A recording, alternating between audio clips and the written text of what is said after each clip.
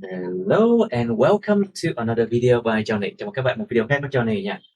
This is unit 24 of my book. Sorry, teacher. Say again. Yep. The sound is not good.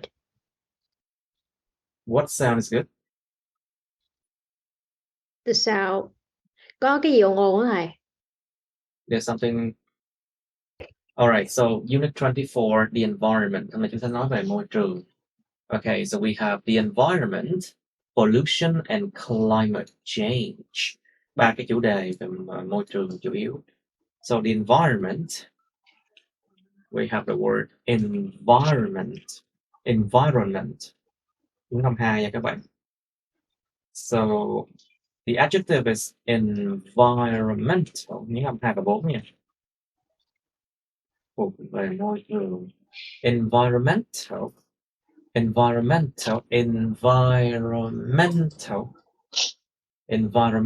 thuộc về môi trường.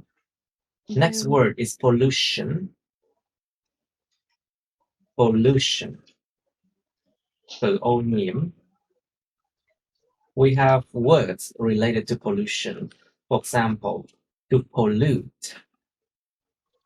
pollute, hai chữ L nha. To pollute a place or a thing, làm ô nhiễm một nơi hoặc là một cái gì đó. To pollute a place or a thing. We have another word, pollutant. Danh từ pollutant là chất gây ô nhiễm. The thing that caused the pollution. The thing that causes pollution. The thing that caused pollution. Wait a moment. I think I need. There's a type of mistake here. Pollution. At this thing, it's double L. Okay, be careful. Nó hai cái L nha các bạn. Pollution is double L. Remember.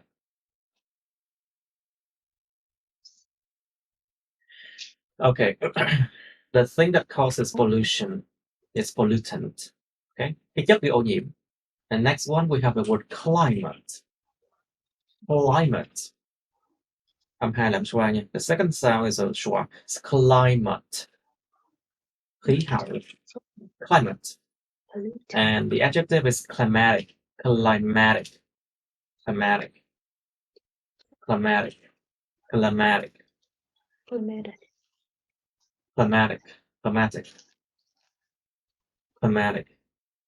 I think I need to check this word. Like, yeah, climatic actually.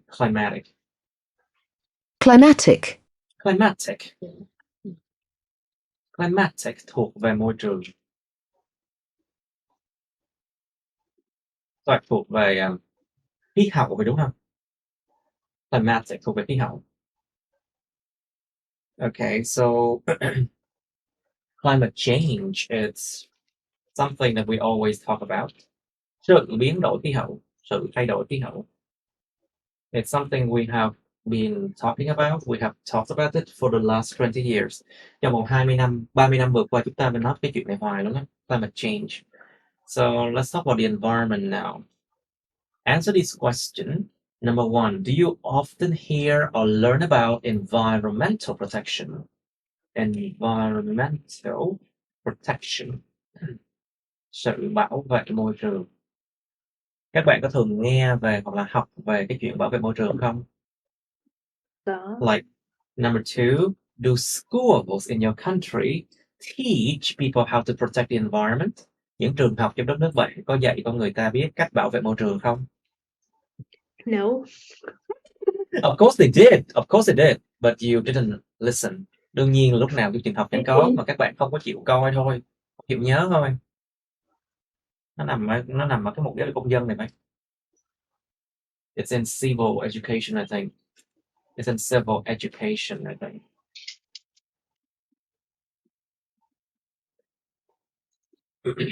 Okay.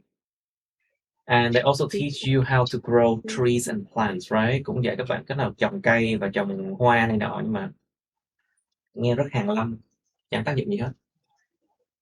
But actually, it's all theory. It's all theory. Toàn lý thuyết không mà. It's all theory.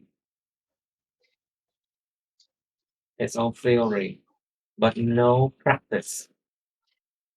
Không có thực hành thì làm sao học được? It's all theory but no practice. Okay, so what have you done to protect the environment? Các bạn đã làm cái gì để bảo vệ môi trường? Think about. Đừng có xả rác là biết bảo vệ môi trường rồi. As long as you don't litter. As you don't litter, nó từ litter là xả rác. Litter. So littering. Littering là việc xả rác bừa bãi. As long as you don't litter, that's good enough to protect the environment. But we can also sweep the streets. Sweep the streets. Quét đường. Giúp quét đường, sweep the streets. Hoặc tham gia mùa hè xanh nên làm gì? Tham gia mấy cái chiến dịch đó. Join in environmental campaigns. Join in environmental campaign. Những chiến dịch môi trường, tham gia vào những chiến dịch môi trường. Join in environmental campaigns, tham gia vào những chiến dịch môi trường. What exactly do you do? Grow plants, trồng cây, or what else? Nhặt rác. Yeah, collect. You can collect trash. Nhặt rác đó, nhặt rác đó. Collect trash. What else do you do? Tái chế. Sử dụng lại, reduce plastics. Sử dụng lại đồ nhựa, tức là sử dụng cho mục đích khác á. It means that you use it again for another purpose. You use it again for another purpose. Mình sử dụng nó là một lần nữa cho một cái mục đích khác nhau. Một mục đích khác đó là chính là reuse, xài lại. Nhưng mà recycle là vứt thùng rác xong rồi cho vào tái chế. But we have the word recycle. Recycle. Recycle plastics. Tái chế nhựa. Không vứt những cái đồ điện tử ra ngoài môi trường sau khi đã sử dụng xong, đó là một cái phước đức rồi đó. Thì if you don't throw away electronics, not throw away broken electronics, không có vứt đi những cái battery, pin, các cái dạng pin, các cục pin, nó hại môi trường lắm luôn á. Batteries actually destroy the environment a lot. Okay, do you often do it? Các bạn có thường làm điều đó hay không? How can you encourage others to protect the environment? Làm thế nào các bạn khuyến khích người khác để làm điều tương tự như vậy để bảo vệ môi trường? Alright, so Miss Mer, do you often hear or learn about environmental protection? Yes, it's still a hot issue nowadays. So I usually hear about the protection the environment in a TV program or social media. On TV program. Yeah. I often hear about on TV programs. I see. Okay, so Miss Yeo, how about you? Do you often hear about environmental protection? Yes, I do. I heard it a lot in my school and on the news. People always talk about it. People always talk about it. But do school in your country teach people how to protect the environment, Miss Yeo? Nói là nói chuyện Yeah. thôi, có dạy không? Actually, I don't remember, but I think they did. I want some letters, some classes about environmental protection. Yeah, and but we. Okay, but what happened? What's the problem? No, there's no problem. I mean, I don't remember. I joined the club, but I remember I have some. I had some. I had I had I had some hoạt động ngoại khóa này. extracurricular activity. Extracurricular activities.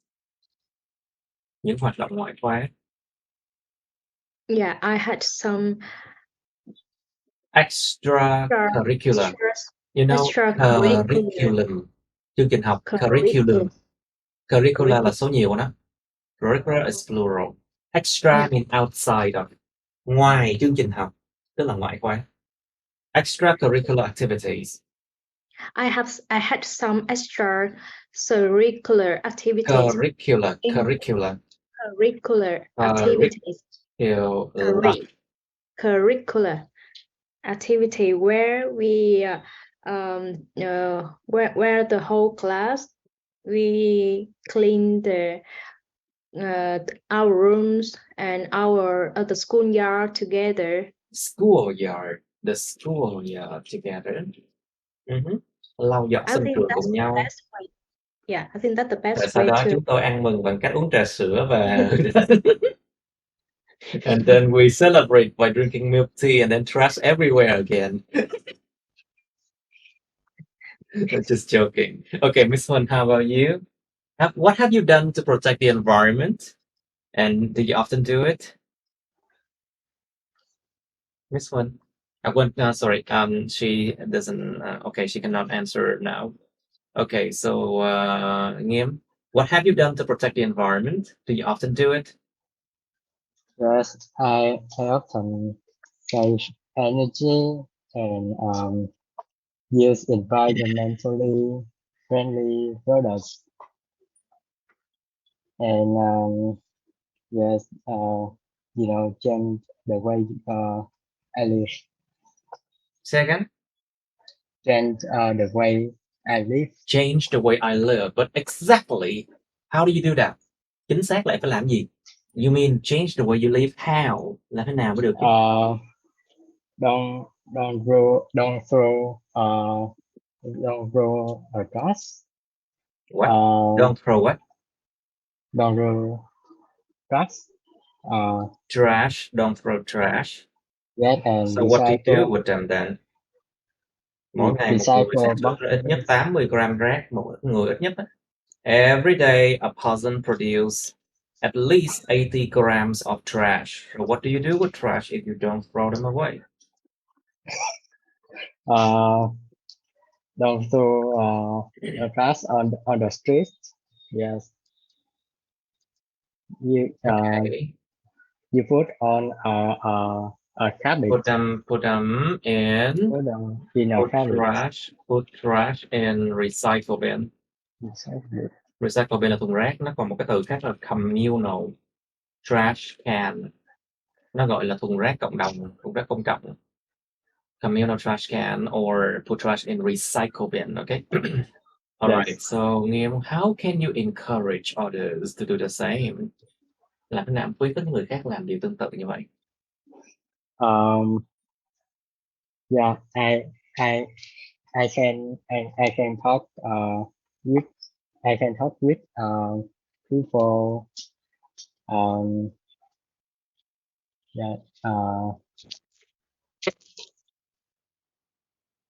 Yes. I can talk with people. You can talk to people about something. About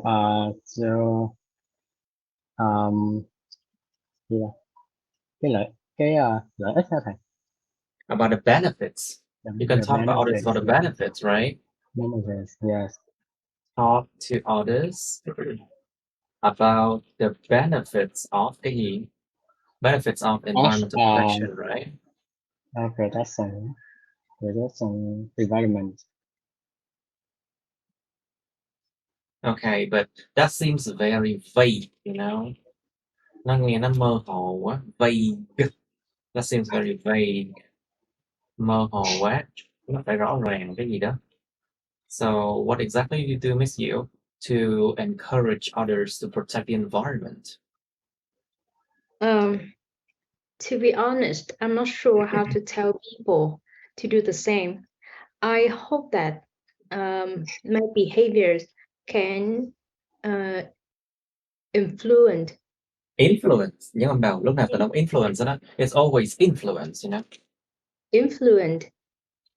influence on them some way. Can influence them some way. Cái động từ nó không có giới từ.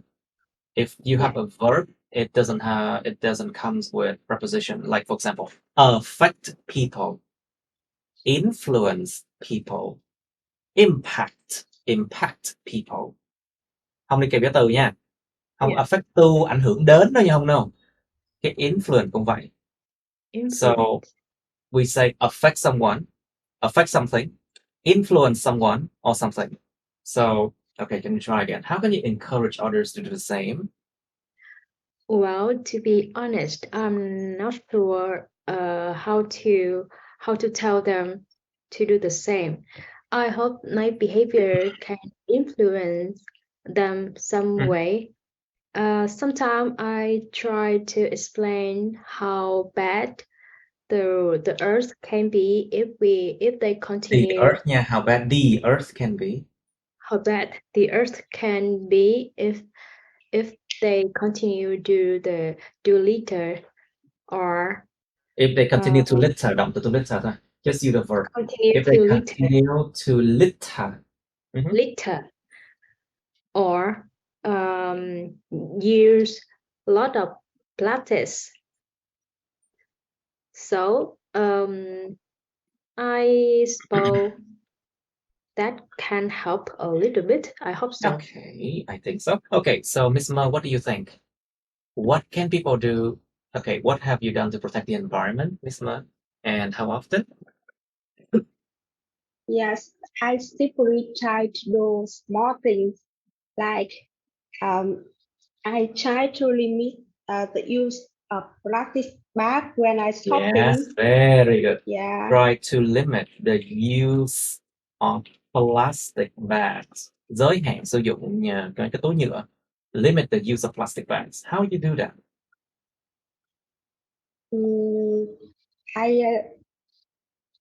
I deny to take plastic bag and sử dụng cái túi làm giấy tự nhiên là I can use paper bags. Paper bags. Túi giấy. Mà thật sự túi giấy dễ bị rách lắm. Like paper bags are not durable. They are not durable. Cái chữ D mà các bạn nhớ cái từ đó không? Durable. Durable. Cái chữ D mà cái trong chữ education á. You remember that word? Durable. Education. It's not durable. Mà không có đủ bền. It's not durable. So maybe nó có cái dạng mà vỏ là bằng cói á. There are other kind of bags made from natural materials. Những cái túi làm từ vật liệu tự nhiên. Bags made from natural materials that you can use. Okay, so Miss Ma, how can you encourage others to protect the environment? What do you think? I think I can try to do small things with them. For example, my husband and I try to plant together a lot of flower and trees on my balcony. Flower on my balcony? What do you mean? Nghĩa là làm trồng nhiều cây và hoa ở ban công. You can grow more. You can to grow flowers and plants on my balcony. Okay, but that helps the neighborhood become more beautiful. Yes, but I don't see how you encourage others to do the same. Maybe you encourage people to grow more plants for themselves. I think mình làm như vậy mình có thể encourage những người khác grow more plants, trồng thêm nhiều cây cho bản thân họ. Well, it can help. I can do small things with people around me. Do small Together. things continuously. Làm những thứ nhỏ nhỏ nhưng mà liên tiếp. Do small things continuously. Very good. Okay. So Nghiêm. Okay, you did it already. Sorry. So Diệu, how do you encourage others to protect the environment?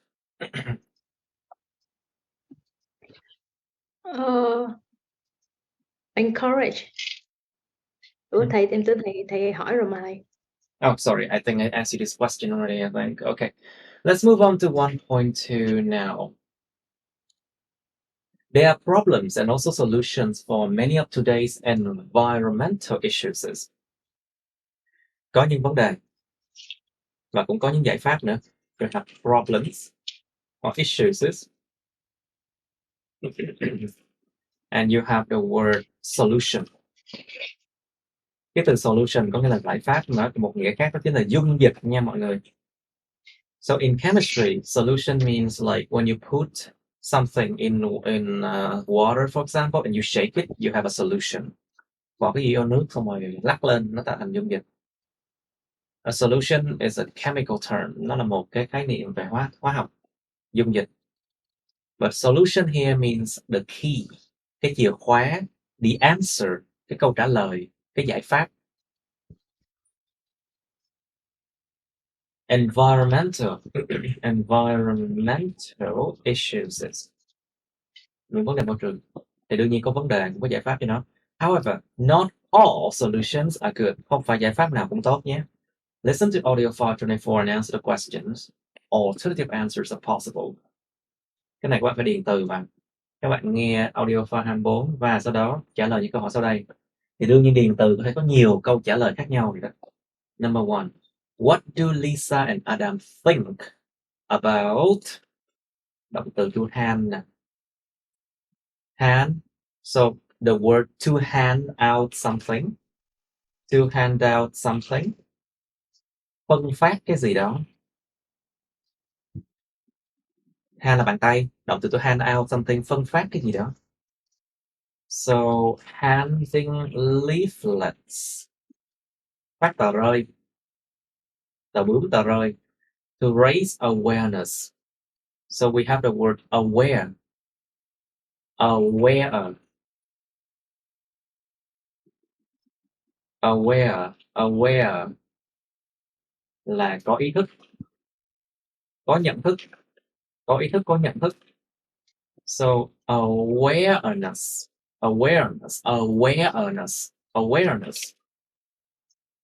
Nó bằng từ consciousness.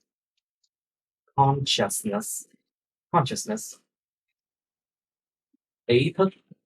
So we have the phrase to raise awareness. Gia tăng nhận thức. What do Lisa and Adam think about handing leaflets? To raise awareness about the environment. Bạn Lisa và Adam nghĩ gì về chuyện mà phân phát tờ rơi để mà gia tăng nhận thức về môi trường? Number 2. Adam proposed a new law. To propose something means to suggest something. Đề nghị, đề xuất gì đó.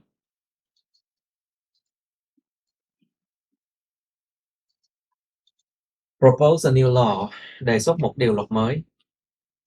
Propose a new law.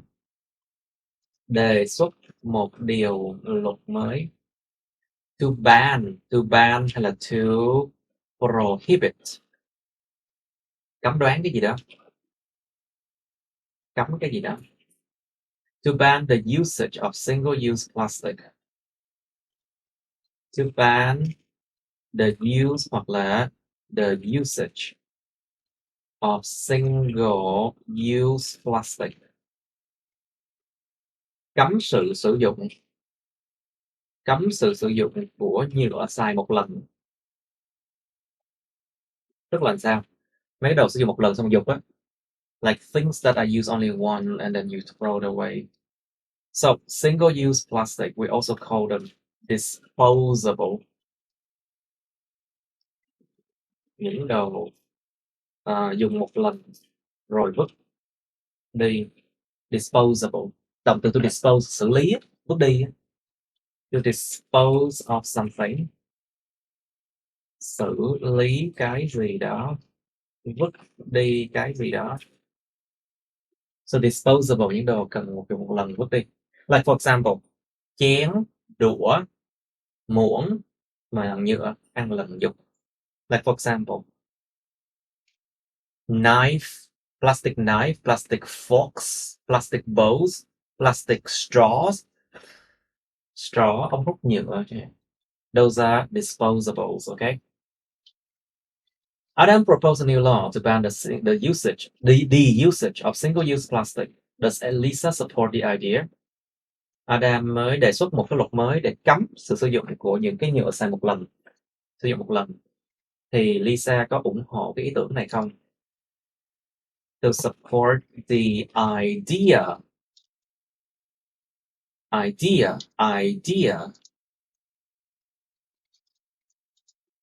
To support the idea, ủng hộ ý tưởng đó. Lisa có ủng hộ không? Number 3, there is a movement. So we have the word to move, di chuyển. So the noun is movement. Movement. Kéo dài nha mọi người. Movement. It's movement. Nó có nghĩa là sự di chuyển, hoặc nó còn một cái nghĩa khác, đó chính là phong trào nha mọi người.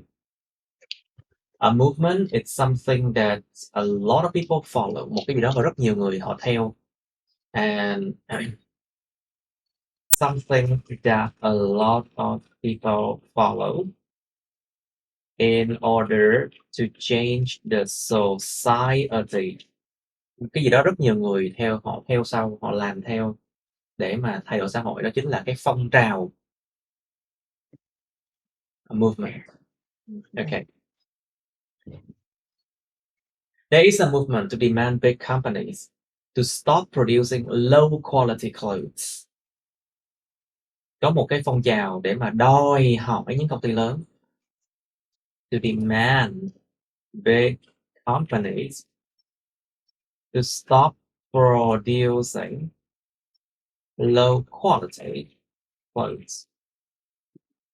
Đòi hỏi những công ty lớn ngưng sản xuất những quần áo chất lượng thấp. Does Adam and Lisa think it is likely or unlikely that it would succeed? Thì liệu Adam và Lisa nghĩ rằng nó có likely không? Is it likely? Có tiềm năng, có khả năng. Or is it unlikely? Ít có khả năng rằng nó sẽ thành công. To succeed.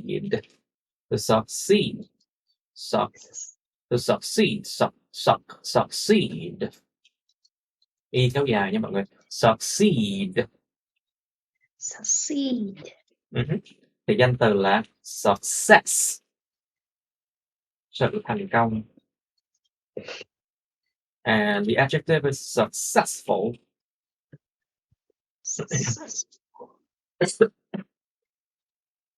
Moment. I think I need to stand up more. Moment, sorry. No. Number 4. Do they agree that? Con người ta có đồng tình rằng, cái chữ they này không nghĩa là họ đâu. The word they can means like people, you know? Okay. Do they agree that? Người ta có đồng tình rằng within the next 10 years, trong vòng 10 năm tới, everybody would buy only high quality clothes. Mọi người sẽ chỉ mua những cái đồ mà chất lượng cao thôi. To buy only high quality clothes. Chỉ mua đồ chất lượng cao. Thì nếu mà các bạn mua đồ chất lượng cao á, mặc dù bây giờ nó mắc thiệt, nhưng mà nó sẽ rất bền và các bạn sẽ đỡ phải mua nhiều hơn. Thì nó sẽ đỡ hại ví cho các bạn, đỡ làm các bạn tốn tiền. Và về lâu dài, nó đỡ phải sản xuất nhiều thì là nó tốt với môi trường. Basically, if you buy high quality clothes, it might be expensive at first, but It's you don't have to buy so many of it, right? And it's good for the environment because they don't have to produce so many things. Các bạn đồng tình rằng trong vòng 10 năm tới, mọi người sẽ chỉ có mua những đồ chất lượng tốt, chất lượng cao hay không? Okay, do they agree that? Họ có đồng tình, tức là they here stand for Adam and Lisa, okay? Cái chữ they này có nghĩa là Adam và Lisa nè, hai người có đồng tình không? Okay. And then 1.3, you have to listen to audio file 24 again. 1.3 các bạn phải nghe audio file này một lần nữa. What words did Adam and Lisa use which mean the same as? Thì hai cái người này họ sử dụng cái từ gì mà nó đồng nghĩa như là first useful, useful, không phải là full đâu nha, không có u nha, nó là phổ âm xoa nha, âm yếu hơn nha. It's a schwa, so useful,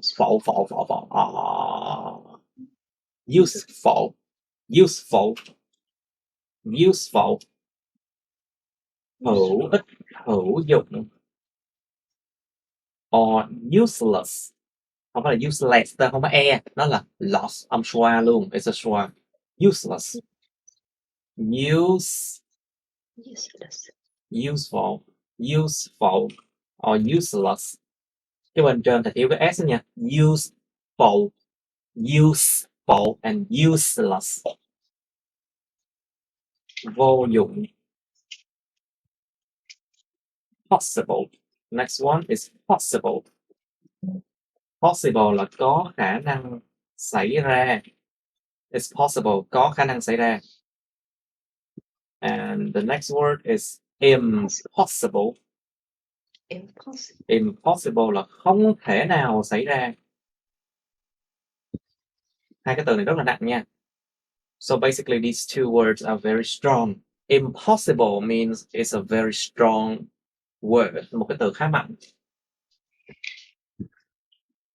Cannot happen. Possible means it can happen.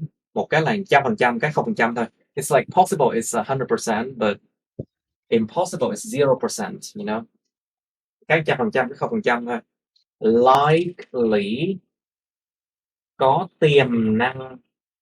So likely it's about 60-70%. Khoảng 60-70% chắc chắn rồi đó. Likely to happen, có khả năng, có tiềm năng xảy ra. Unlikely, đừng có thiếu âm k mọi người. Unlikely and likely. So unlikely, ít có tiềm năng xảy ra. So unlikely it's about 5-10%, I would say. Khoảng 5-10% gì đó. Ít có tiềm năng xảy ra, unlikely. Okay. But before we listen, are there any environmental problem in your country? Trước khi mình nghe thì mình làm cái 1.4 này đi. Liệu có bất kỳ cái vấn đề môi trường nào trong đất nước các bạn không? How do people solve them? Con người ta giải quyết chúng thế nào? And what do you think about those solutions? Và các bạn nghĩ gì về những giải pháp đó? Các bạn bật mic lên. Come on, turn on your microphone, please. All of you. Okay. Right.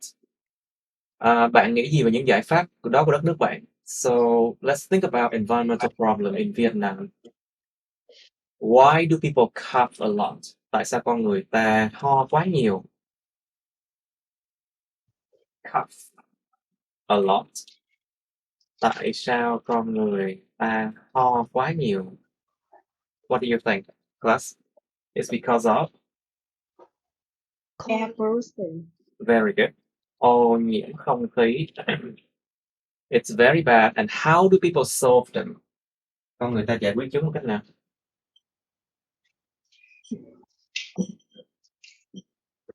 By air purification. Well, people buy air purifier. Air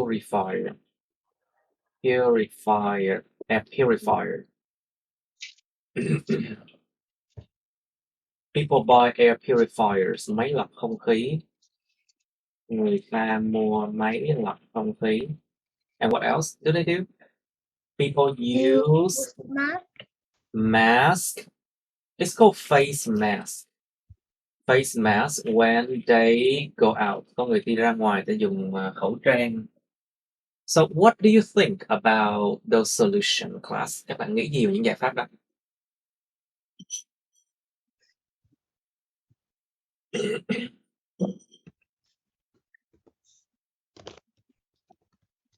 Does it help? Just Nó có giúp không? temporary. Does it help? Nó có giúp không? Yes, it's temporary only. Mang tính tạm thời. Well, it's temporary.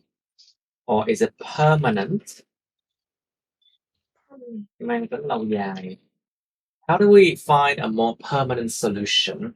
Chúng ta làm thế nào tìm ra được một cái giải pháp lâu dài hơn các bạn? Cấm đi xe máy hả? No.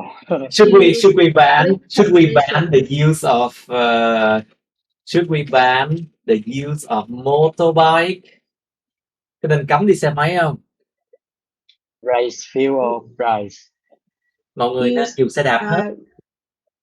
Use Well, we public can transportation. raise fuel. We can raise the price of fuel. We can raise the price of fuel. Tăng giá xăng thôi. Tăng gấp 3 lần hiện tại là thành khác ngay thôi. Just increase by 3 times and you will know.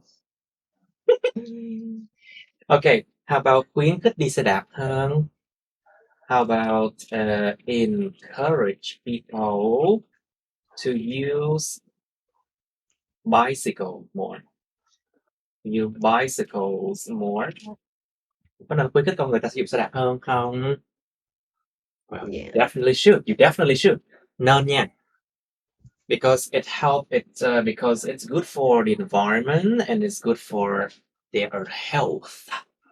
Vừa tốt cho sức khỏe lại vừa tốt cho môi trường nữa. Nhưng mọi người sẽ đi trễ nắng. But people will arrive. They will be late for work. People will be late for work. Yeah. So you think global warming? Yes, but it will help reduce the issue of global warming. Nóng lên toàn cầu, giảm cái vấn đề nóng lên toàn cầu. Yeah. It helps reduce the issue of global warming. Yes. Okay. So what other environmental problem do we have? Còn vấn đề môi trường nào khác không mọi người? Well, we have light pollution. Chúng ta có ô nhiễm về ánh sáng. Tức là sao? Bây giờ cái bầu trời đêm nó không có còn tối đêm như là ngày xưa nữa. Nó ảnh hưởng đến giấc ngủ mọi người, giấc ngủ tự nhiên. So the night sky is no longer dark. It's no longer as dark as before. So it negatively affect our sleep. Nó ảnh hưởng tiêu cực đến giấc ngủ chúng ta. And our health as well. And that is light pollution. So how can people solve them?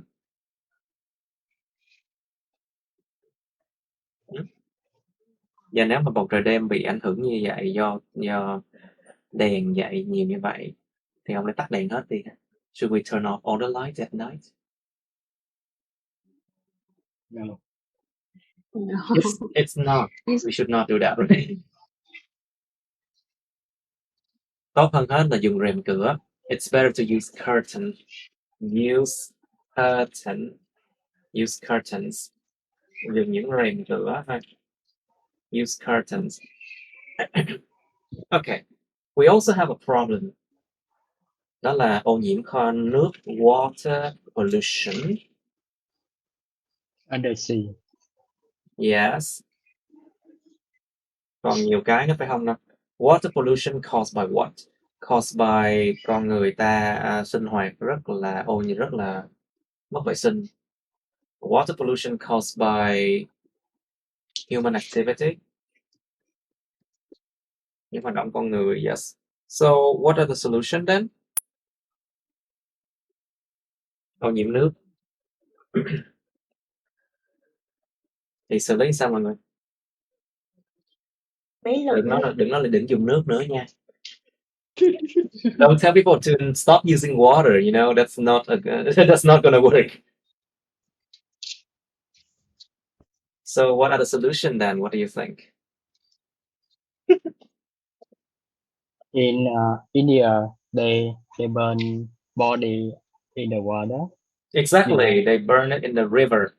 Chọn nghĩ sao hỏa táng người trên sông Hàn. In India, people burn bodies. Yes, in India, people burn dead bodies on the river. It is traditional. It's a tradition. Danh từ mà dùng danh từ, we need to use a noun. Yeah, tradition. It's a tradition.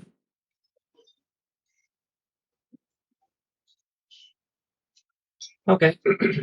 Okay, it's a tradition. So how can people solve water pollution problem? Đó là một cái vấn đề rất là nhức nhối nha. This is a daunting problem.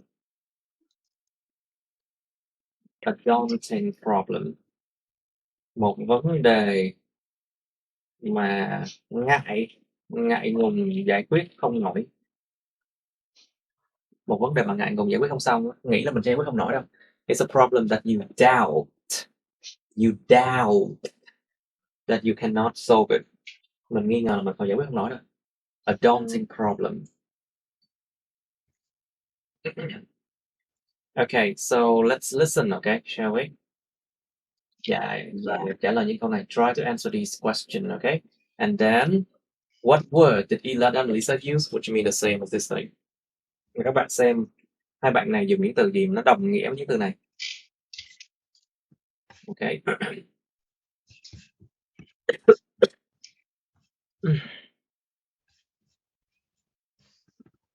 (24) You will hear two students discuss. Okay, listen 3 times again. Nghe 3 lần nữa. Okay. Ready? Go. Look at those social workers over there, Adam. They've been handing leaflets out to people on the street, but so far I've seen so many people just throwing them away. Oh, I saw them on the way up here. They are trying to promote yet another environmental protection campaign. Futile, if you ask me. Throughout the years, activists have tried to carry out many things like this in an effort to raise people's awareness, but all they've managed to do is to create more litter. They need to find a better approach, something worthwhile. Well, at least it keeps reminding people that we have a green planet to save, so maybe it's not as pointless as you think. Besides, it could be beneficial in the long run, as those leaflets are often found on notice boards of apartment complexes or public buildings, so people are going to be constantly reminded of how important it is to protect the environment. I am not so sure how advantageous they could be, but probably a new law prohibiting the use of single-use plastics could be a viable option to stop the growth of the mountains of trash floating in our oceans. I don't think there is a more feasible option than that. How about other types of trash such as used face masks, condoms, or gloves? Ever since the COVID-19 pandemic started in 2020, people around the world have thrown away trillions of them. So I think that goal is unattainable, because what we need is a way to effectively deal with the trash, not just banning it. It's also impracticable, as people will eventually find another way to evade the law and pollute the environment even further. It's unfeasible to expect people to change their habits overnight. Maybe you were right. How about the movement to demand big textile companies to stop producing low-quality clothes? They sell it so cheap to people because it is a viable method to increase sales. But the problem is, those dirt cheap clothes must be replaced quicker, like once every year or so, creating huge mountains of fabric, and there is microfiber floating in the rivers and oceans right now. To be honest, I don't think it is conceivable to just simply do a movement like this and expect big companies to stop doing so. True, it is indeed inconceivable, I think, especially seeing how powerful those companies are.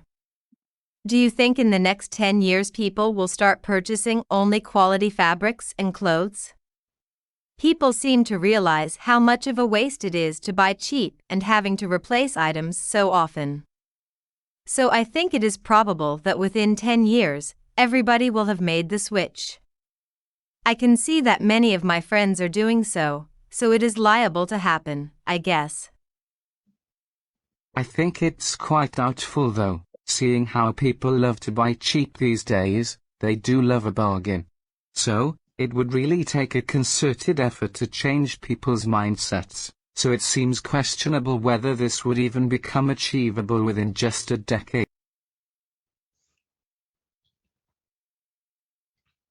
Okay. Moment. I need to check this one. Just a decade. Okay. All right. Of course, we will have 2 more times. 2 lần nữa mình lo gì? Don't worry. Không Why hiểu. need to worry? You can worry later when you're in the exam room. Why now? Lúc mà vô phòng thi hắn worry. Tại sao lại thấy worry bây giờ làm gì? Okay. You will hear two students discussing environmental protection. Look at those social workers over there, Adam. They've been handing leaflets out to people on the street, but so far I've seen so many people just throwing them away. Oh, I saw them on the way up here. They are trying to promote yet another environmental protection campaign. Futile, if you ask me. Throughout the years, activists have tried to carry out many things like this in an effort to raise people's awareness, but all they've managed to do is to create more litter. They need to find a better approach, something worthwhile. Well, at least it keeps reminding people that we have. Excuse me? Someone say something? Bạn nói gì hả? Dạ không có gì thầy. Okay, try to stay silent because you might distract the others, okay?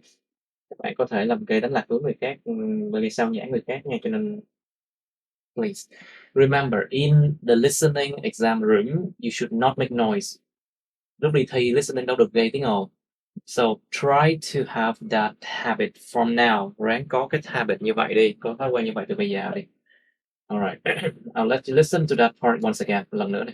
Thank you. You will hear two students discussing environmental protection. Look at those social workers over there, Adam. They've been handing leaflets out to people on the street, but so far I've seen so many people just throwing them away. Oh, I saw them on the way up here. They are trying to promote yet another environmental protection campaign. Futile, if you ask me. Throughout the years, activists have tried to carry out many things like this in an effort to raise people's awareness, but all they've managed to do is to create more litter. They need to find a better approach, something worthwhile.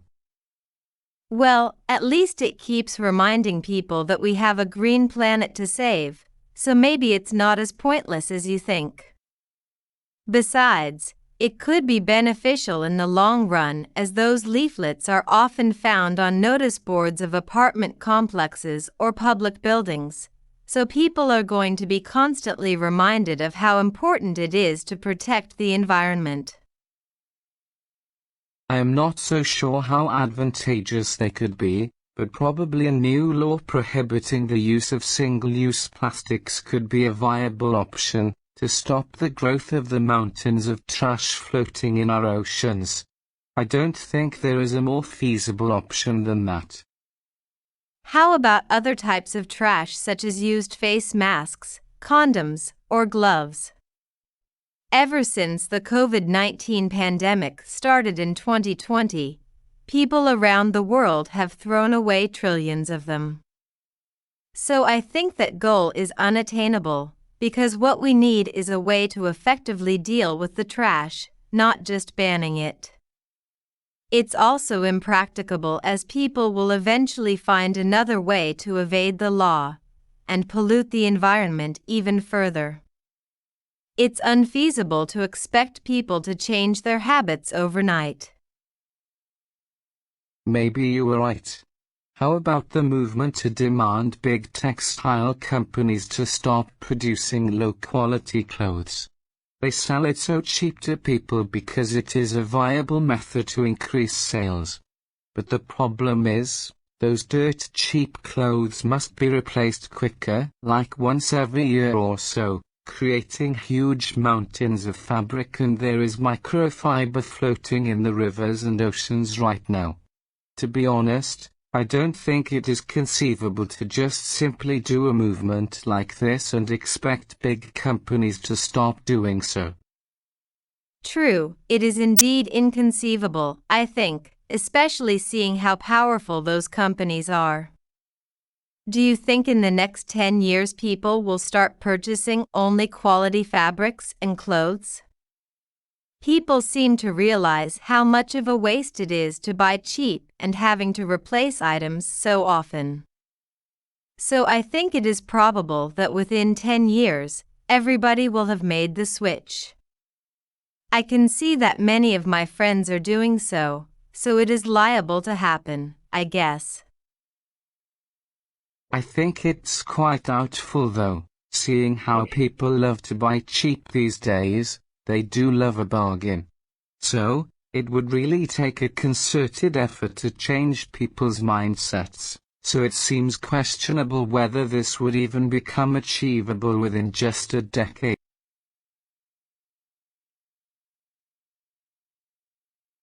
Okay, and then you need to listen once again.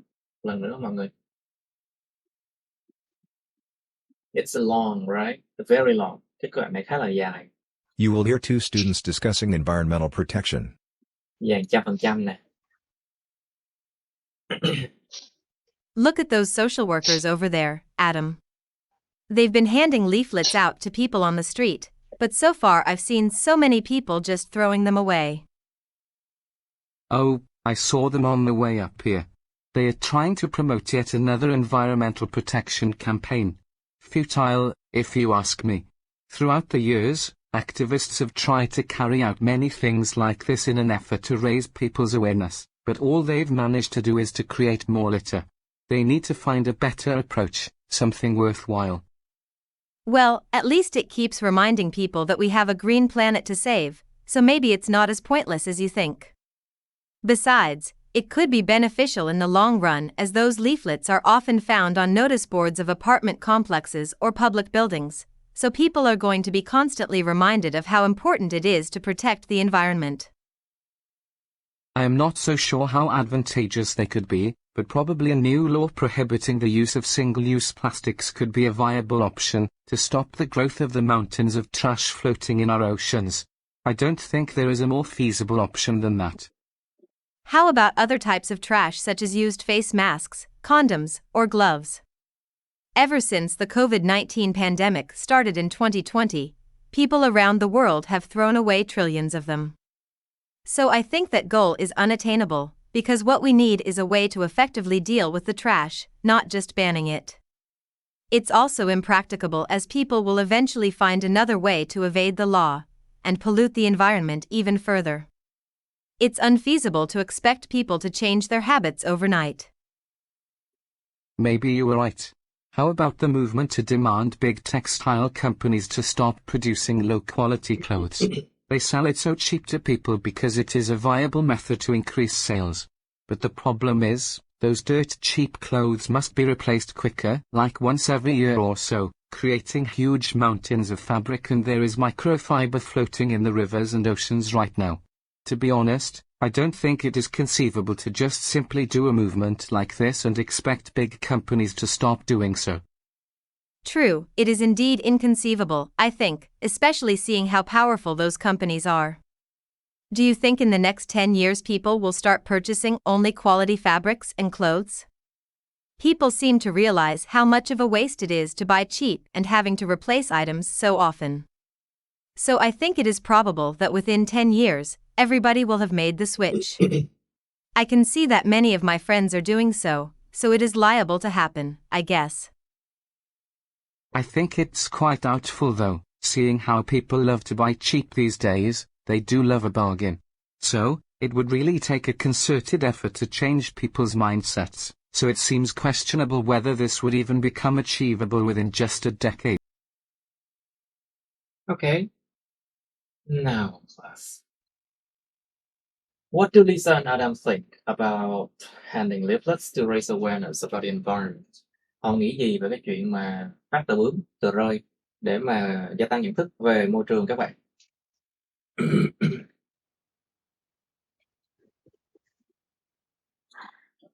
Okay, so there are many possible answers to this question. Có nhiều cái câu trả lời có thể với những cái câu này. These are some examples. Adam thinks that it's useful to do so, while Lisa thinks that Adam thinks it's useless to do so, while Lisa thinks that it is useful. Đây là một cái ví dụ thôi nha. Adam nghĩ rằng rất là vô dụng để làm điều đó, trong khi Lisa thì nghĩ rằng nó là hữu ích. Number 2, Adam proposed a new law to ban the usage of single-use plastics. Does Lisa support the idea? Adam thì là đề xuất ra một cái luật mới để mà cấm sự sử dụng của những cái nhựa xài một lần đó. Thì Lisa có ủng hộ ý tưởng này không? Thì this is one example. No, Lisa doesn't support the idea because she thinks that it is impossible to do. Không có đâu. Không, tức là cô này cũng không hề ủng hộ nha. No means she doesn't support, okay? Không, cô không ủng hộ ý tưởng bởi vì cô nghĩ rằng hoàn toàn là impossible, không thể làm nổi điều này đâu. Impossible to do, it is impossible to do. Number 3, there's a movement to demand big companies to stop producing low quality clothes. Does Adam and Lisa think it is likely or unlikely that it will succeed? Thì có cái movement, có một cái phong trào để đòi hỏi công ty lớn ngưng sản xuất mấy cái đồ mà chất lượng thấp. Thì Adam và Lisa nghĩ rằng nó có tiềm năng hay không có tiềm năng rằng chuyện này sẽ thành công? Unlikely. So Adam thinks it's unlikely, and so does Lisa. Adam thì nghĩ rằng điều này nó ít có tiềm năng lắm để thành công. Unlikely to succeed, ít có tiềm năng thành công. Và Lisa cũng như thế. So does Lisa. Tức là Lisa cũng nghĩ là nó không thành công nữa đâu. Lisa also think that it's unlikely to succeed. Do they agree that within the next 10 years, everybody would buy only high quality clothes? Họ có đồng tình rằng trong vòng 10 năm tới, mọi người đều sẽ mua những cái đồ quần áo mà chất lượng cao không? No. No. No, they don't agree on this. Họ không có đồng tình về cái điều này. Lisa thinks it is likely, while Adam thinks it's unlikely. Cô Lisa thì cô nghĩ là có tiềm năng đấy. Trong khi Adam thì là nghĩ rằng chắc không có tiềm năng và cái chuyện đó ít có chuyện đó xảy ra lắm. Alright, let's check it out. Moment. Oh, we still have this one. So useful is the same as. Okay, so worth, that means the same as useful here. Từ có đọc để cho useful nè. Worthwhile. Worth. To worth. Is it worth it? Có đáng không? Is it worth it? Is it worth it? Is it worth it? Có đáng không? Is it worth it? Có đáng làm không? Is it worth it? Worthwhile. So we have the word worthwhile. Why?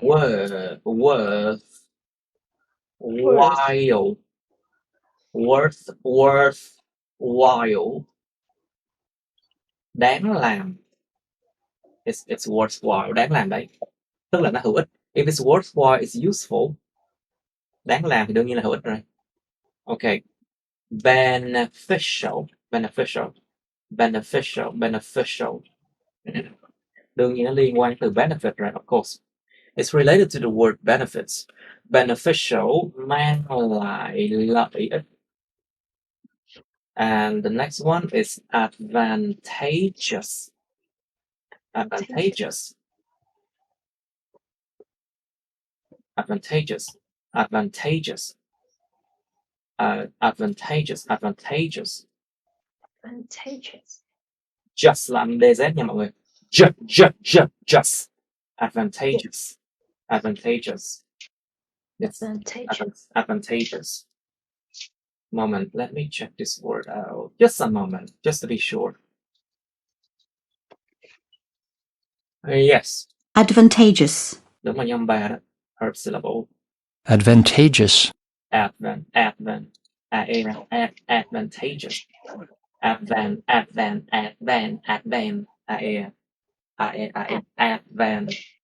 Advantageous. Advantageous. Nó liên quan chữ advantage. Mang lại cái lợi. Có lợi điểm. It has basically there is or there are advantages. Có những cái advantages thì tức là nó mang tính advantageous, mang lại nhiều lợi điểm, tức là nó useful, hữu ích. So useless, vô dụng. So we have the word futile. Futile. Futile. Non nớt. Non nớt, non kém. Non nớt, non kém, tức là nó chẳng đi đến đâu cả. If it's futile, it does not solve the problem. Nó chẳng có giải quyết cái vấn đề được. It doesn't solve the problem. It's futile. Non kém quá, không giải quyết được vấn đề. Futile is useless. Ví dụ việc gì là futile nè. So what is futile? Giống cái hồi mà thành phố bị ngập lụt á, xong cái bà bí thư bà kêu mỗi gia đình nên có cái lu. Có cái vụ đó luôn á. Xong người ta chửi bà quá trời chửi luôn. Nói là lên tiến sĩ mà có ăn nói như vậy được. So there was a case when there was a PhD holder. There was a PhD holder in the parliament of Vietnam. She said that in order to solve the problem of flooding, every home should have a big pot to store water. But don't listen to her, okay? Nghe mấy nhà đó. Thiệt luôn á. Every home should have a big pot to store water. But of course, everyone's like, oh my God. How could she say that? Anyway, futile, non nớt đấy. Okay, fruitless. Cái từ này liên quan trái cây không? Is it related to fruit? So fruitless, of course, it's somehow related to fruit. Trái cây thì sao? Trái cây thì có vị chua, có vị ngọt. Fruitless là vô vị. Không có vị gì hết. Vô hồn, chả để làm gì cả. Tức là vô dụng. So of course, fruit, it's sour or sweet. So fruitless means it doesn't serve anything.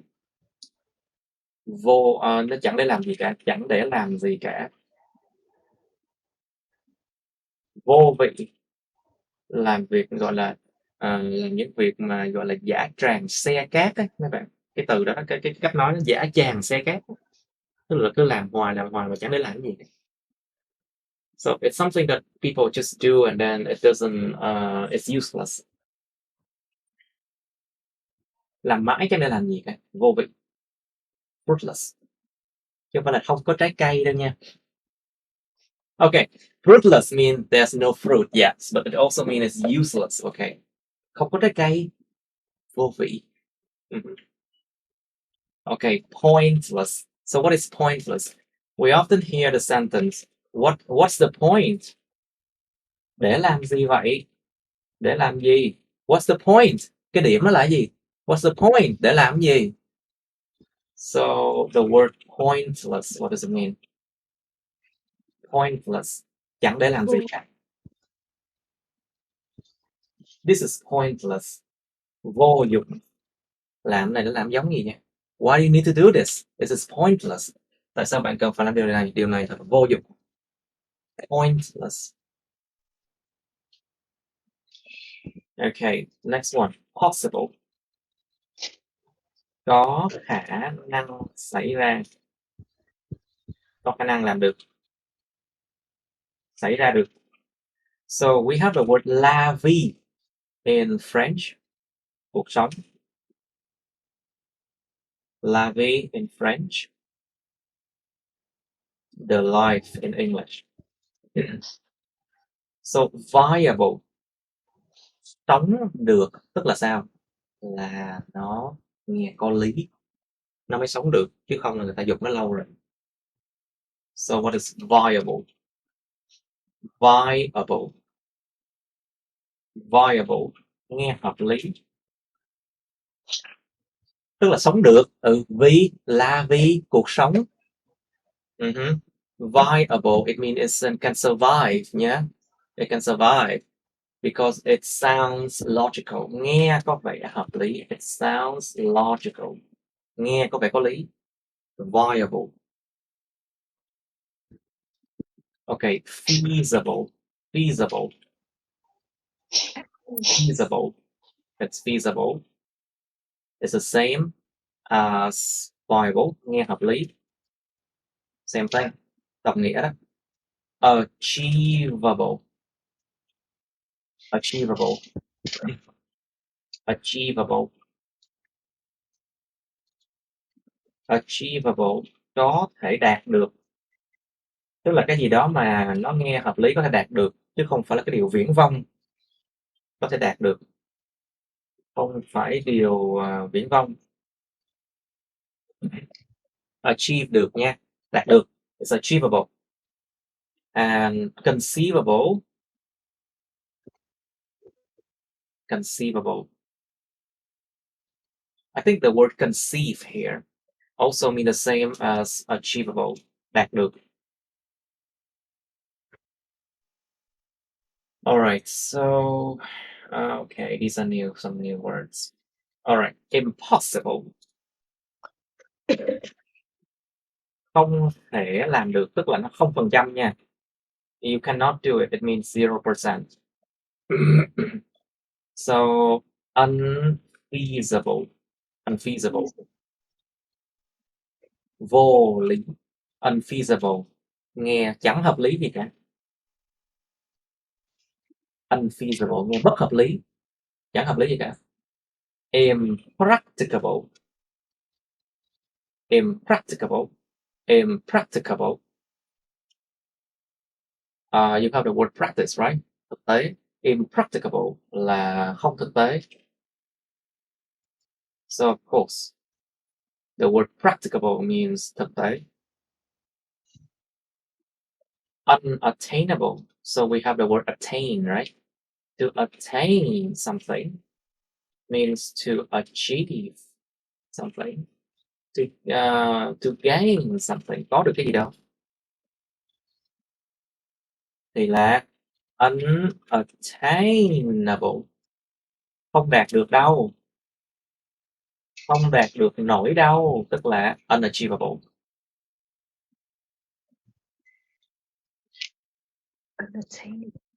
Unattainable. So you cannot attain it. Không đạt được nổi đâu, không lấy được đâu, không làm được nổi đâu. So next word is unlikely. Ít có tiềm năng lắm. So we have the word doubt.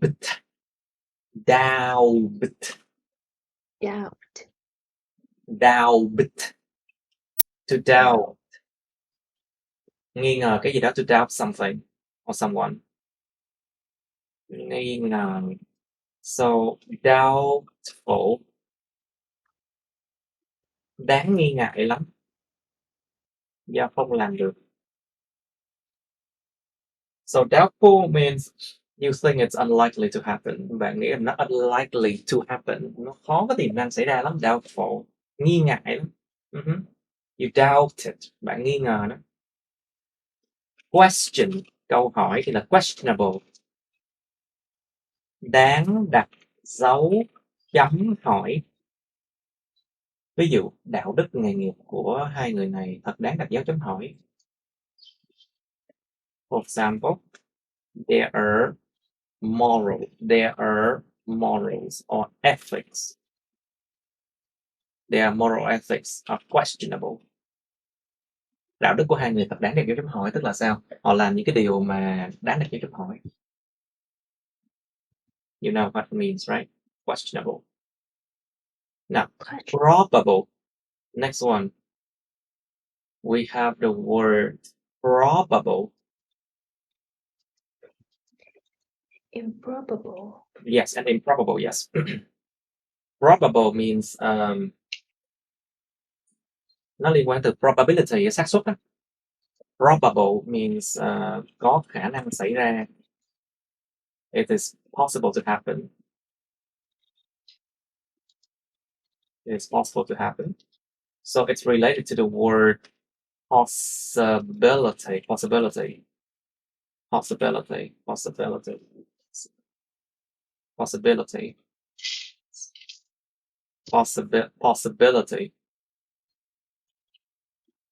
Possibility.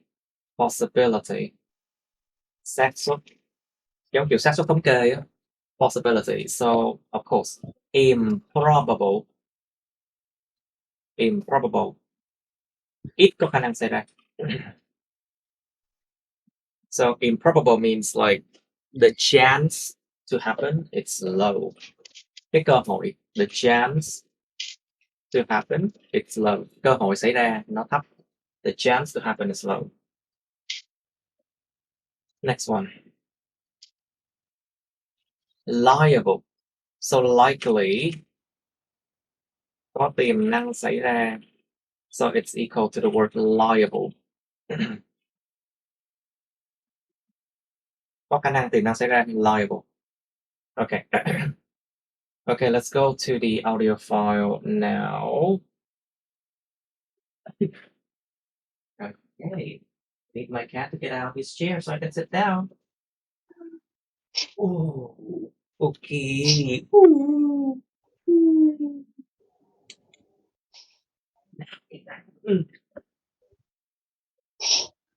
You know, I love my cats. Finally, I can sit down. Okay. Right, let's read now, class. Bây giờ chúng ta đọc nè. You will hear two students discussing environmental protection. Miss Huân, are you there? Yes. Okay, please read. You will hear two students discussing environmental protection. You will hear two students discussing environment Discussing environmental protection. Look at those social workers. Those. Look at those social workers over there, Adam. Look at those social workers over there, Adam. They've been handing leaflets out to people on the street. They've been handing leaflets out to people on the street. They've been handing leaflets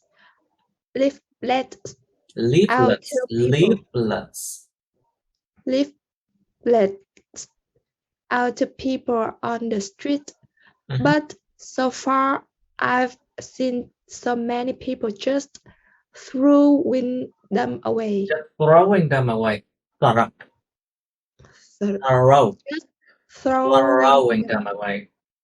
Throwing them away. Okay. Oh, I saw them on the way up here. Oh, I saw them on the way up here. They are trying to promote yet another environmental protection campaign. To promote yet another environmental protection campaign. Another.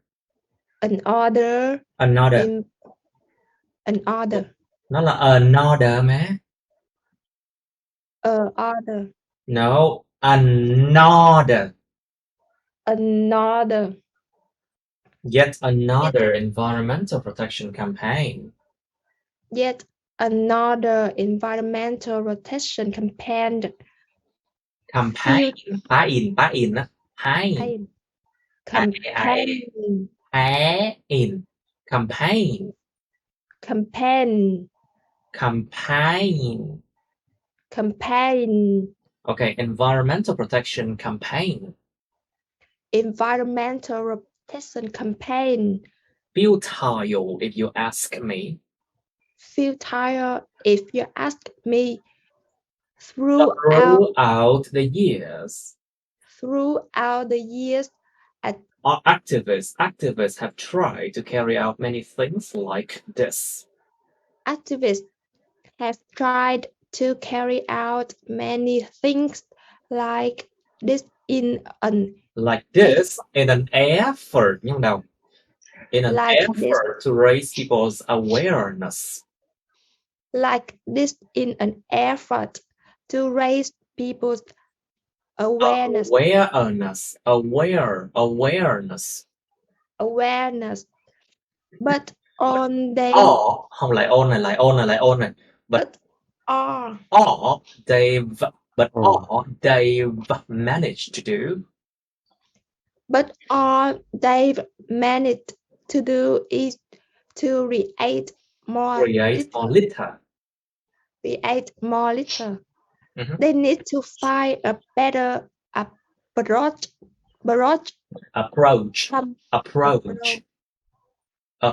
Find a better approach. Something worthwhile. Something worthwhile. Worthwhile. Worthwhile. Ok, các bạn sẽ nghe hai người sinh viên thảo luận hoặc là bàn bạc về chuyện bảo vệ môi trường. Look at this social worker over there, Adam. Nhìn vào những cái người mà làm việc về xã hội, tức là những người làm việc với cộng đồng xã hội đằng kia kìa, Adam. They have been handing leaflets out to people on the street. Họ đã và đang ban phát giao mấy cái tờ rơi cho con người ta trên đường phố. But so far, nhưng mà trước giờ mà so far, nhưng mà nào giờ rồi I've seen so many people just throw them away. Tôi thấy được nhiều người họ chỉ là vứt chúng đi thôi, throw them away. Oh, I saw them on the way up here. Tôi cũng thấy họ trên cái đường đi đến đây nữa. They are trying to promote. Họ đang ráng làm sao mà promote. To promote something. To promote something tức là làm thế nào để mà nâng đỡ. Nâng đỡ làm cho nhiều người biết tới cái gì đó. To make a lot of people knows of something is to promote something. Họ đang ráng quảng cáo, họ đang ráng quảng bá. Yet, dù gì là lại một lần nữa. Yet another environmental protection campaign. Cái từ yet ở đây có nghĩa gì? Nó có nghĩa là nó có diễn ra hoài như vậy, thấy hoài luôn á. Nhưng mà nó chẳng để làm gì cả. Nó giống như cứ diễn ra hoài, diễn ra mãi. Yet here means it happened many times already. Nó diễn ra nhiều lần rồi.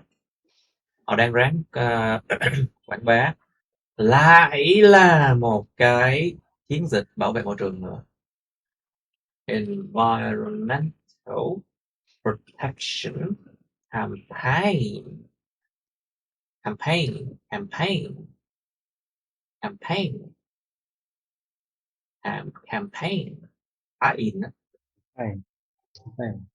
Một chiến dịch bảo vệ môi trường nữa. Futile if you ask me. Thật là non nớt. Thật là non quá đi. Thật non nớt. Thật sự nếu mà anh hỏi tôi như vậy. Throughout the years. Không qua nhiều năm.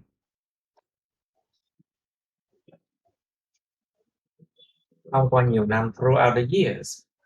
Activists. So we have the word activity, right? Hoạt động. So activist là những người gì? Activist. Những nhà hoạt động. Gọi là những nhà hoạt động về cái quyền gì đó. Những nhà hoạt động môi trường activists, hoặc là hoạt động môi trường, hoạt động xã hội nha các bạn. Tức là họ đấu tranh vì một cái gì đó. It means these people fight for a better society. Những người này họ đấu tranh cho một cái xã hội tốt đẹp hơn. They are activists, những nhà hoạt động. Ví dụ nhà hoạt động về quyền con người chẳng hạn. For example, human rights activist. Nhà hoạt động về nữ quyền chẳng hạn. Feminist activist. Feminist activist, I think. No, I think. Okay, let's say LGBTQI plus activist. Something like that. Thông qua nhiều năm, những nhà hoạt động đã have tried to carry out many things, đã ráng làm sao mà thực hiện nhiều thứ như thế này. In an effort to do something. In an effort to, trong một nỗ lực để raise people's awareness, để gia tăng cái nhận thức của con người. To raise people's awareness. Gia tăng nhận thức của con người. But all they've managed to do, nhưng mà tất cả những gì họ đã cố gắng mà làm được. So to manage to do something means you try so hard to do something. Các bạn cố gắng lắm luôn để làm gì đó. Cố gắng làm được cái gì đó. To manage to do something, nhưng mà tất cả họ đã ráng mà làm được. Is to create more litter, là tạo ra nhiều rác hơn nữa. To create more litter. Hiểu không? They need to find a better approach. Họ cần phải tìm được một cái cách tiếp cận tốt hơn. They need to find a better approach. Tìm một cách tiếp cận tốt hơn. Something worthwhile, một cái gì đó mà nó worthwhile, mà nó đáng làm. Something worthwhile, cái gì đó đáng làm. Alright. Name please. Well, at least it keeps reminding people that we have a green planet to save. Name please. Well, at least it keeps At least. reminding people. At least It keeps reminding people that we have a green planet to save. So maybe it's not as pointless as you think. So it's not as pointless as you think. Besides, it could be beneficial in the long run. In the long run, as those leaflets are often found on notice boards of apartment complexes. Notice boards of apartment complexes or public This is a noun. complexes or public buildings. People are going to be constantly reminded of how important it is to protect the environment. Protect là gì em? Đọc lại. To protect the environment. Protect the environment. To protect the environment. The environment. Okay. Well, ít nhất là nó cứ giữ liên tục nhắc nhở con người ta rằng it keep doing something, you know. Keep thì cộng đằng sau là verb in. It keeps reminding people. Nó liên tục nhắc nhở con người ta. Nó liên tiếp nhắc nhở con người ta that we have a green planet to save, là chúng ta có một cái hành tinh xanh để mà cứu. Để mà giữ cho an toàn, giữ cho cứu. So maybe it's not as pointless as you think. Cho nên chắc là nó không có vô ích như là anh nghĩ đâu. Besides, it could be beneficial in the long run. Ngoài ra nó có thể hữu ích trong đường dài đấy. It could be beneficial in the long run. Về lâu dài có thể hữu dụng đấy. As those leaflets are often found on notice boards. Bởi vì những cái tờ rơi đó thường được tìm thấy ở trên những cái gọi là notice boards of apartment complexes. Nó gọi là gì? Những bản thông báo, những bản thông tin thông báo của những khu phức hợp căn hộ, or public buildings hay những tòa nhà công cộng.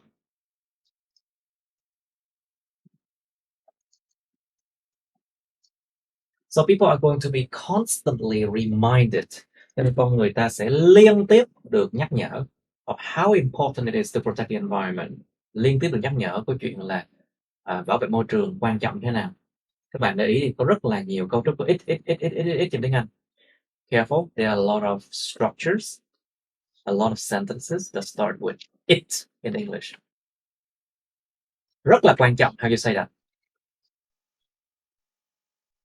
Rất là quan trọng, how you say that? It's very important. It is very important. Very good. Rất là đáng làm. How you say that? It's worth. It's worthwhile. Đáng làm. 5 giờ rồi. How you say that? It's 5. It's 5 o'clock. 5 cây số nữa. 5 cây số nữa. It's just 5 It's kilometers. 5 kilometer more.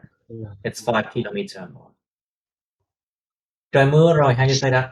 Trời mưa rồi. How you say that? Có phải là the sky is raining không?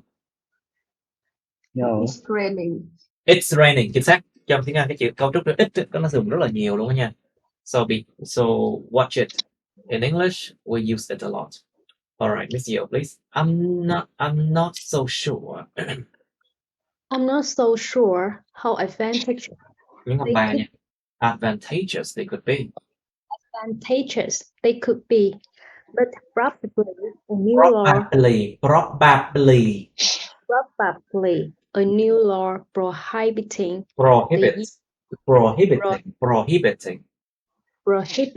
the use of single-use plastics could be a viable option to stop the growth of mountains of trash floating in our oceans. I don't think there is a more feasible option than that. Cẩn thận, hai từ này phải nhắc hoài luôn. I need to remind you. Probably means it has a high chance to happen. Nó có khả năng cao để mà diễn ra. There's a high chance that something can happen. Probably, chắc kiểu gì cũng sẽ xảy ra. Probably and properly are different. Properly means you do something in a proper way. Mình làm một cái gì đó một cách mà đàng hoàng. Properly and probably is different. Probably. Okay. Probably a new law prohibiting the use of single-use plastics could be a viable option. Please. Could be a viable option to stop the growth of the mountains of trash floating in our oceans. I don't think Oceans. I don't think there is a more feasible option than that. How about other types of trash such as used face masks, condoms, or gloves? Ever since the COVID-19 Ever since the COVID-19 pandemic started in 2020, people around the world have thrown away trillions of them. So I think that goal is unattainable because what we need is a way. What we need is a way. Cái chúng ta cần là một cách để mà đương đầu hiệu quả với cái rác đó. What we need is a way to effectively deal with the trash, not just banning it. Because what we need is a way to effectively deal with the trash, not just banning it. It's also impracticable as people will eventually find another way to evade the law and pollute the environment even further. it's unfeasible to expect people to change their habits overnight. It's unfeasible to expect people to change their habits overnight. Ok, đây toàn là những cái từ mà cỡ band 6.5 7 chấm trở lên. These are like words impracticable, unattainable. You can use these words to get band 7 or even band 7.5, but if you use them in a wrong way, you get a minus. Bạn xài từ khủng á, vừa phải thôi, nếu mà dùng từ khủng đúng á, thì nó sẽ giúp mình tăng điểm lên. Nhưng mà xài sai sẽ bị trừ điểm. Nó là con dao hai lưỡi. It's a double-edged sword. Con dao hai lưỡi. Okay, now, tôi không có sure lắm, tôi không chắc lắm. How advantageous, nó có đem lại lợi ích nào? Chúng có thể đem lại lợi ích gì? But probably a new law, nhưng mà chắc là một cái luật mới cấm đoán sự sử dụng của những cái nhựa xài một lần. Có thể là một cái a viable option, một tùy chọn hợp lý, sống được với hợp lý. A viable option to stop the growth of the mountain of trash, để ngăn cái sự sinh trưởng ngày càng bự lên của cái núi rác. To stop the growth of the mountains of trash floating in our ocean. Ngăn sự nở rộng ra, ngăn sự nở ra của những núi rác trôi lơ lửng ở những đại dương của chúng ta. I don't think there's a more feasible option than that. Tôi không nghĩ rằng có một cái lựa chọn hợp lý nào hơn cái đó đâu. Tức là sao? Tức là cái đó là lựa chọn hợp lý lắm rồi. So I don't think there's a more feasible option than that. It means that is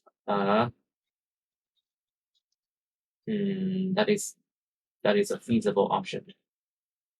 That is the most feasible option. Đó là cái lựa chọn hợp lý nhất rồi đó.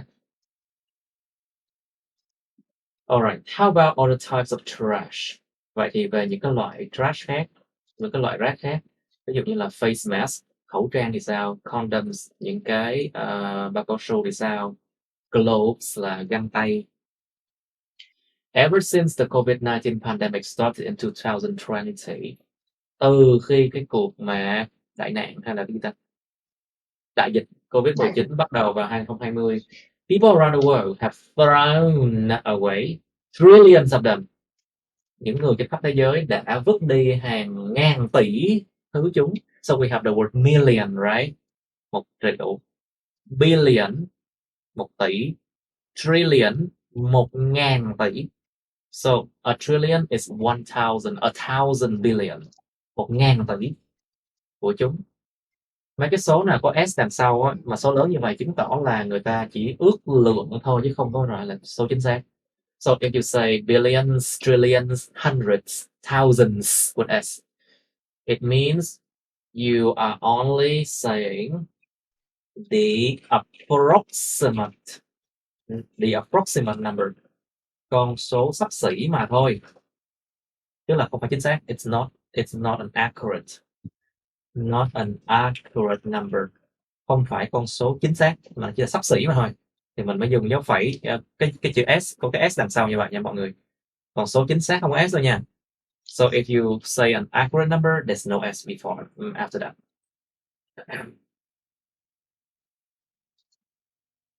Cái đơn vị ấy. So I think that goal is unattainable. Cho nên tôi nghĩ rằng cái mục tiêu đó không đạt được nổi đâu. Unattainable, unachievable, unattainable. Because what we need is a way to effectively deal with the trash. Bởi vì cái chúng ta cần á, what we need is, cái chúng ta cần là cái gì đó? A way to effectively deal with the trash. Một cách để mà effectively deal with the trash. Một cách để đương đầu hiệu quả với rác. Not just banning it, chứ không chỉ là cấm đoán nó. It's also impracticable. Nó cũng không có practicable nữa, không có practice, không có hữu ích, không có hữu dụng nữa. It's also impracticable. Nó không hữu ích, không hữu dụng nữa. Because people will eventually find another way to evade the law. Bởi vì con người ta cuối cùng thì cũng sẽ kiếm ra một cách để mà lách luật mà thôi. People will eventually find another way to evade the law. Con người ta sẽ tìm cách lách luật mà thôi. And pollute the environment even further. Và gây ô nhiễm môi trường còn dữ dội hơn nữa. To pollute the environment even further. It's unfeasible. Thật là unfeasible. Thật là vô nghĩa. Thật không thể để làm gì cả. Thật là không hữu ích. Thật là unfeasible. Thật là vô lý. To expect people to change their habits overnight. Không hợp lý. Thật là không hợp lý. Để mà mong đợi con người thay đổi cái thói quen của họ qua một đêm. To expect people to change their habits overnight. All right. Miss Mer, please. Okay, we did already. Hình như dịu rồi không ta? Okay, Miss Mer, please. Yeah. Maybe you're right. Maybe you are right. How about the movement to demand big textile Companies to stop producing. Textile company to stop producing low quality clothes. They sell it so cheap to people because it is a viable method to A viable method. Nhớ từ vital mọi người. You remember the word vital, right? La vie, vital, một phần tất yếu cuộc sống, tối quan trọng cuộc sống. So viable, sống được, hợp lý. It's a viable method. It's a viable method to increase sales. But the problem is those dirt cheap clothes must be replaced quicker. Those dirt cheap clothes must be replaced quicker. Must be replaced quicker. Must be replaced quicker, like once every year or so. Creating huge mountains of fabric. And there is microfiber floating in the rivers and oceans right now. Microfiber floating in the rivers. Microfiber floating in the rivers and ocean right now. To be honest, I don't think To be honest, I don't think it's conceivable. To be honest, I don't think it is conceivable to just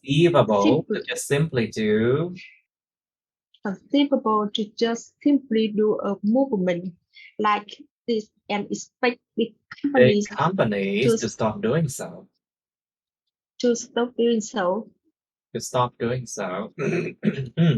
Maybe you're right. Chắc anh đúng đấy. Chắc chị đúng đấy.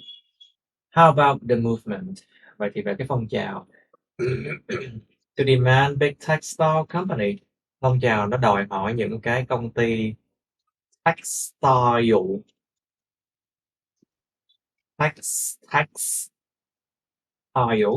Nó liên quan đến gì? Textile là dệt may. Textile company, công ty dệt may.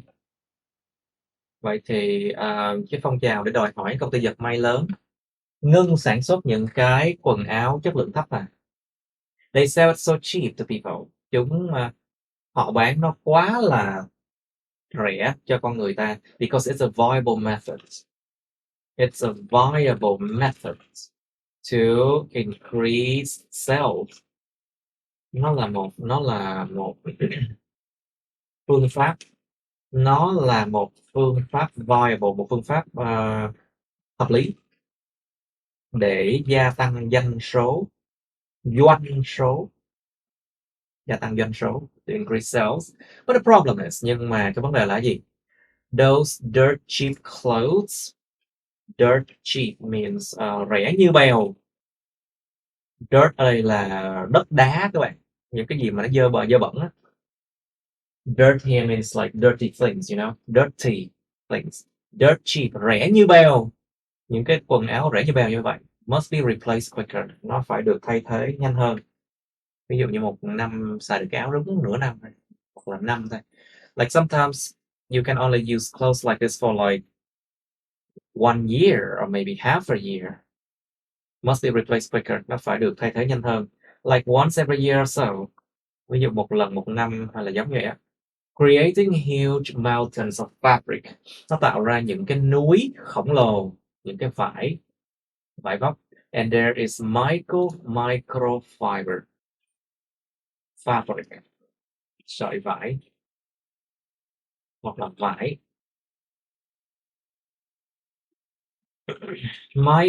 Microfiber, nó gọi là sợi siêu nhỏ. Floating in the rivers and ocean right now. Nó cứ lơ lửng trong các dòng sông và những đại dương bây giờ. To be honest, I don't think it's conceivable. Thành thật mà nói, tôi không nghĩ rằng nó nghe là có thể đạt được đâu.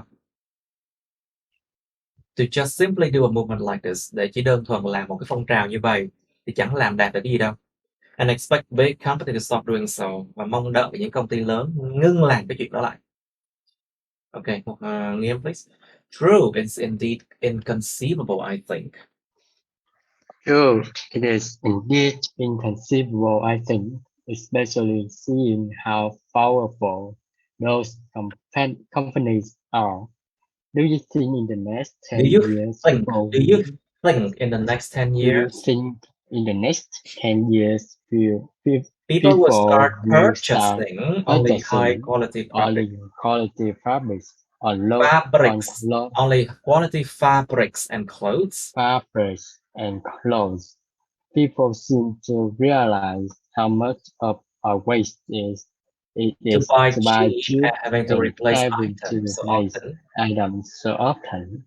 So I think it's It's probable that within 10 years, that within 10 years, everybody will have made the switch. we have made the switch. Made the switch. I can see that many of my friends are doing so. So it is liable to happen, I guess. Liable to happen, I guess. Okay, it's liable to happen, I guess. Okay. True. Và nó thực sự là indeed. Thực sự là it's indeed inconceivable. It's unattainable. Không đạt được nổi đâu, thật sự là không đạt được nổi đâu, tôi nghĩ vậy. Đặc biệt là nhìn vào cái chuyện how powerful those companies are, những công ty đó nó mạnh đến mức như thế nào. How powerful those companies are. Anh có nghĩ rằng trong vòng 10 năm tới con người ta sẽ bắt đầu là mua chỉ những cái quality fabrics and clothes, những cái vải chất lượng, những cái vải và quần áo chất lượng. Không. People seem to realize, con người ta dường như nhận ra rằng how much of a waste it is to buy cheap. Con người ta dường như nhận ra rằng mua rẻ thì nó phí phạm đến như thế nào. How much of a waste it is to buy cheap. Mua rẻ thì phí phạm tới mức như thế nào. And having to replace items so often, và phải thay thế những cái vật dụng quá là thường xuyên. So I think it's probable that, cho nên tôi nghĩ rằng nó rất là có khả năng rằng kiểu gì thì cũng sẽ. I think it's probable that, cho nên tôi nghĩ kiểu gì thì trong vòng 10 năm, within 10 years, everybody will have made the switch. Cái switch này là danh từ nha. This is a noun switch. Mọi người sẽ đều chuyển đổi hết. Đều có sự chuyển đổi chứ. I can see that many of my friends are doing so. Tôi thấy rằng nhiều bạn tôi đang làm điều đó. So it's liable to happen, I guess. Cho nên là it's liable to happen, I guess. Nó kiểu gì cũng sẽ diễn ra. It's liable to happen, I guess. Okay. Miss One, please. Can you read the last one? I think it's quite doubtful, though. I think it's quite doubtful though. It's quite doubtful, though. It's quite doubtful though. Seeing how people love to To buy buy cheap cheap these days. to buy cheap these days, they do love a bargain. They do love a bargain. They do love a bargain. They do love a bargain. So it would really take a A concerted concerted effort. a A concerted concerted effort to change people's mindsets. a concerted Wait, I think effort it's concerted effort. Wait, let me check. Cái từ tính từ is an adjective, yeah? Concerted, yeah. Concerted. Concerted. So it would really take a concerted effort to it would really take a concerted effort to change people's mindsets to change mindset people's mindsets. To change people's mindsets. to change people's mindset. So it seems questionable So it seems questionable whether this would even become achievable within just a decade. achievable within just a decade. Okay, right. I think it's quite doubtful though. Tôi nghĩ rằng nó khá là nghi là không nổi đâu. I think it's quite doubtful. I think it's quite doubtful though. Dù gì cũng khá là khó làm đấy. Làm chắc làm nổi đâu. It means like I doubt that it will happen. Tôi nghi là không nổi đâu. It's quite doubtful though. Seeing how people love to buy cheap these days. Nhìn vào cái chuyện con người ta thích mua rẻ ngày nay đến mức như thế nào. Seeing how people love to buy cheap these days. Cứ mỗi lần giảm giá một cái các bạn là thấy rẻ là nhào vào mua đồ rẻ ngay. Whenever there is a discount, everyone storm the shops. Động từ to storm như là sấm chớp vậy đó, ào vào như sấm chớp những cửa hiệu. Everyone storms the shop. Seeing how people love to buy cheap these days. Nhìn vào việc con người ta khoái mua rẻ như thế nào. They do love a bargain. Con người ta rất là yêu thích một cái sự mà mua mà món hời, giá tốt. People do love a bargain. Con người ta rất yêu thích một điều tốt, một món hời. Nhưng cái món hời là một cái từ mà hơi bị xưa rồi. Điều tốt. A bargain. So we have the word to bargain là mặc cả trả giá. To bargain. So a bargain means là giá tốt á.